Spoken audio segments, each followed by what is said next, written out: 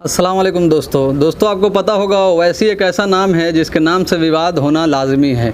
ओवैसी बंधुओं का नाम आता है तो विवाद होने लगता है, न्यूज़ चैनल पे डिबेट होने लगता है उनके नाम से। और सभी राजनीतिक पार्टियां तो उन्हें खैर बीजेपी का बी टीम कहती है और बीजेपी उसे एंटी नेशनल कहती है। आपको पता होगा यूपी में चुनाव होने वाला है अगले साल 2022 में विधानसभा का, और सभी राजनीतिक पार्टियों ने तैयारी शुरू कर दिया है इसके लिए। इसी तरह से ओवैसी की पार्टी ने भी तैयारियां शुरू कर दी हैं यूपी विधानसभा चुनाव लड़ने का। ओवैसी ने ट्वीट करके एक जानकारी दिया था। उन्होंने कहा था ट्वीट में, मैं कुछ बात यूपी के लेके साफ़ कर देना चाहता हूं कि एमआईएम यूपी में 100 सीटों पे चुनाव लड़ने की तैयारी कर रही है।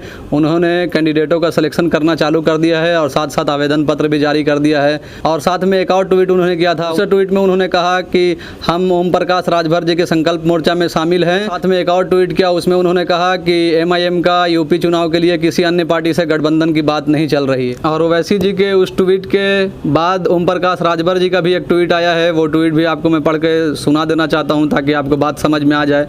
जैसा कि ओम प्रकाश राजभर जी ने कहा ट्वीट में अपने, भागीदारी संकल्प मोर्चा में अभी सीटों को लेकर कोई फैसला नहीं हुआ है। जी, सीटों को लेकर कोई फैसला नहीं हुआ है। मोर्चा तय करेगी सीट। मोर्चे में शामिल सभी घटक दलों में सीटों को लेकर कोई झगड़ा नहीं है। 403 सीटों पर संगठन मजबूत करने का काम चल रहा है। यूपी में भाजपा को हराने के लिए जो भी पार्टी साथ आना चाहे उनका स्वागत है। खैर, ये ट्वीट राजभर साहब का था। ये ट्वीट से और असदुद्दीन ओवैसी के ट्वीट से कोई मेल नहीं है। इन दोनों के ट्वीट में बहुत डिफरेंस लगता है। ओवैसी जी ने ट्वीट करके जानकारी दिया कि वो 100 सीटों पे चुनाव लड़ने की तैयारी कर रहे हैं, और राजभर जी का ये ट्वीट जो मैंने आपको पढ़ के अभी सुनाया, इससे आपको ये समझ में आएगा कि शायद इन दोनों में भी अभी सही से बात बना नहीं है। सीटों को लेकर बहुत ज़्यादा खींचतान चल रहा है। खैर, आगे चल के हो सकता है ये गठबंधन में से निकल जाएँ, ओवैसी संकल्प मोर्चा में ना रहें सीटों को लेकर के। ये बात तो ओवैसी की तरफ से जो था मैंने बता दिया उनके ट्वीट के बारे में और राजभर साहब के ट्वीट के बारे में। पर आपको पता होगा जब ओवैसी ने ये ट्वीट किया है और उनके जो यूपी प्रेसिडेंट है, जब से ये ऐलान किया उन्होंने कि एमआईएम यूपी में 100 सीटों पे चुनाव लड़ेगी, उसके बाद तमाम मीडिया में तो ये खबर चलाई जा रही है। साथ साथ जो तमाम राजनीतिक पार्टियां हैं वो भी ओवैसी की पार्टी पर और ओवैसी पर निशाना साधने का काम चालू कर दिया है। पर कुछ बात है जो समझना बहुत ज़रूरी है। 5-6 बात जो मोटा बात है मेरे दिमाग में। जैसा कि आपको पता होगा ओवैसी अगर चुनाव लड़ेंगे कहीं भी तो वो मुस्लिम वोट काटेंगे। पर आप खुद देख लीजिए, समाजवादी पार्टी यादव का वोट लेती है, ठीक है, और साथ में मुसलमानों का वोट लेती है।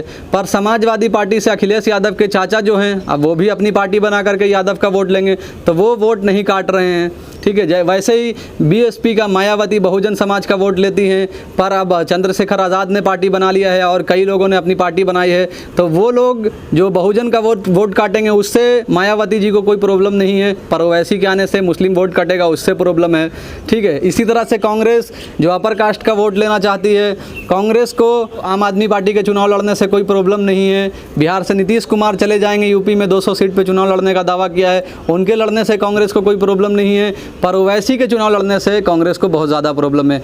इसी तरह से बीजेपी भी देख लीजिए आप, बीजेपी तो खैर खुला कह रही है कि ओवैसी आ जाए हमारा फ़ायदा है। हाँ, पोलराइजेशन करने में बीजेपी को बड़ा मज़ा आएगा इस बार, क्योंकि ओवैसी ज़्यादा सीटों पर चुनाव लड़ेंगे तो ओवैसी के नाम पर वोट बटोरेंगे बीजेपी वाले। और इन सब में धर्म का मुद्दा तो उठाया जा रहा है मीडिया में, ये आप देख ही रहे हैं। तो आप खुद ही सोच लीजिए, अगर सभी पार्टी चुनाव लड़ेगी यूपी में, चाहे इंडिया से आकर के जितनी भी पार्टी यूपी में चुनाव लड़ेगी, किसी अन्य पार्टी को एक दूसरे पार्टी से कोई प्रॉब्लम नहीं है। पर ओवैसी के चुनाव लड़ने से सभी पार्टियों के पेट में दर्द होने लगता है। मुझे ये बात समझ में ही नहीं आता है कि मुसलमानों के वोट को ख़रीद लिया है समाजवादी ने या कांग्रेस ने या बीएसपी ने। मुसलमान इनका ग़ुलाम तो नहीं है ना, मुसलमान इन पार्टियों का ग़ुलाम नहीं है। मुसलमान भी अपने वोट का अधिकार खुद रखता है, वो जिसको चाहे वोट दे। अगर एमआईएम यूपी में चुनाव लड़ती है तो आपको इतना डरने का क्या ज़रूरत है। अगर एमआईएम वोट काटेगी तो मुसलमान इतना बेवकूफ़ नहीं है कि किसी वोट काटने वाले कैंडिडेट को या किसी पार्टी को वोट देगी। वो बीजेपी को रोकना चाहते हैं, मुसलमान तो बीजेपी को रोकना चाहती है हर जगह पर। मुसलमान उसी पार्टी को वोट करेगा जो बीजेपी को हरा सके। पर ओवैसी पे इल्ज़ाम लगाया इसलिए जाता है ताकि उनको अगर हार का सामना करना पड़े तो बाद में ठीक रहा ओवैसी के ऊपर फोड़ दें। और साथ में कुछ बात और है, जब ये ट्वीट ओवैसी जी का आया था, उस ट्वीट को मैं देखने के बाद उस कमेंट बॉक्स को मैंने खोला और कमेंट बॉक्स को मैंने खोल के जो पढ़ा है तो उस कमेंट में ज़्यादा मुस्लिम ही थे और सभी मुस्लिमों का ये कहना था उसमें, मतलब शायद ही 1-2 जो होगा जो ओवैसी के सपोर्ट में थे, और सभी मुस्लिम जो थे वो ओवैसी का विरोध कर रहे थे कि आप आ रहे हैं बीजेपी को फ़ायदा पहुंचाने के लिए, बीजेपी की मदद करने के लिए आ रहे हैं। उन मुसलमानों से भी मेरा कुछ सवाल है जो ओवैसी की पार्टी को वोट करते हैं, वो मुसलमान के बारे में आपका क्या राय है, आप क्या समझते हैं? मान लीजिए कि आप ओवैसी को वोट नहीं करेंगे, आप समाजवादी की पार्टी को वोट किए, पर ओवैसी के आने से इस तरह से आप क्यों बोलते हैं कि ओवैसी ही बीजेपी को फ़ायदा पहुंचाने आ रहा है? आप यही बात बाकी दलों के लिए कहिए ना। आपको दरी बिछाना है आप बिछाइए, आपको मुशायरा करवा के मुशायरा सुनना है तो आप सुनते रहिए।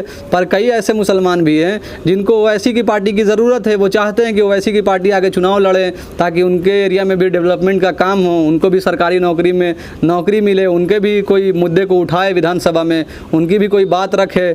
आप यूपी के बारे में स्पेशली जानते होंगे, मुसलमानों पे बहुत ज़्यादा यूपी के अंदर जुल्म हो रहा है जब से खास करके बीजेपी सरकार आई है। खैर दोस्तों, इन्हीं सब बातों को कहने के लिए मैं आया था आपके बीच में।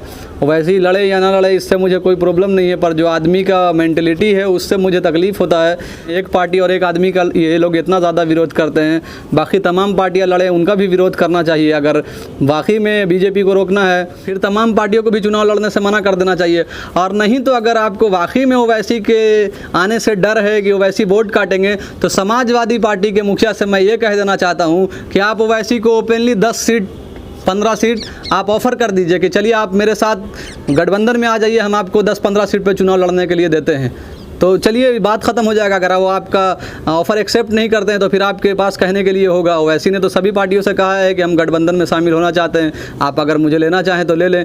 बीएसपी से भी यही कहना है मेरा, कांग्रेस से भी यही कहना है कि आप हाथ मिला लीजिए ना, आप उनको 10-15 सीट दे दीजिए, बात ही ख़त्म हो जाएगा। आप उनको अपने साथ गठबंधन में भी शामिल नहीं करेंगे, पूरा मुस्लिम वोट आप अकेले बटोर लेना चाहते हैं, आप मुसलमानों के वोट पर सत्ता में आना चाहते हैं, पर आपका यादव वोट चला जाए, आपका बहुजन वोट चला जाए, आपका ब्राह्मण वोट चला जाए, इससे कोई फ़र्क नहीं पड़ता है। मुसलमानों का वोट नहीं जाना चाहिए। सभी पार्टी को मुसलमानों का वोट चाहिए, मुसलमानों का कोई नेता नहीं चाहिए। मुस्लिम पार्टी को आप गठबंधन में शामिल कर लीजिए, बात खत्म कीजिए। अगर आपके ऑफर करने के बाद भी ओवैसी गठबंधन में शामिल नहीं होते हैं तो कल होकर आपको ये बोलने का मौका मिलेगा कि ओवैसी ने वोट काटा, हमने उन्हें ऑफर किया था। जैसा कि बिहार में आरजेडी को उन्होंने बोला था कि हमें अपने साथ मिला लीजिए, पर आरजेडी ने नहीं लिया, बाद में इल्ज़ाम ओवैसी के ऊपर डाल दिया। इसी तरह से आप लोग भी कर रहे हैं, आप उनको ऑफर करके मिला लीजिए ना। गलती आपकी, आप मुसलमान की कोई राजनीतिक पार्टी को आगे नहीं आने देना चाहते हैं, ना ही कोई मुस्लिम लीडर को आगे आने देना चाहते हैं। बस आप इल्ज़ाम लगाना चाहते हैं और मुस्लिम का पूरा वोट हड़पना चाहते हैं अपने ग़ुलाम की तरह। मुसलमानों को आप लोगों ने ग़ुलाम बना के रखा है। खैर ये बात मेरे दिल में था, मैंने ये बात को आप लोगों से शेयर कर दिया। अगर आप मेरा वीडियो देख रहे हैं तो आप भी कमेंट करके अपनी राय बताइए, इसके बारे में आप क्या सोचते हैं। अगर आप मेरे इस चैनल पर नए हैं तो मेरे चैनल को सब्सक्राइब कर लें, मेरे वीडियो को लाइक और शेयर करें। इस वीडियो को देखने के लिए बहुत बहुत शुक्रिया।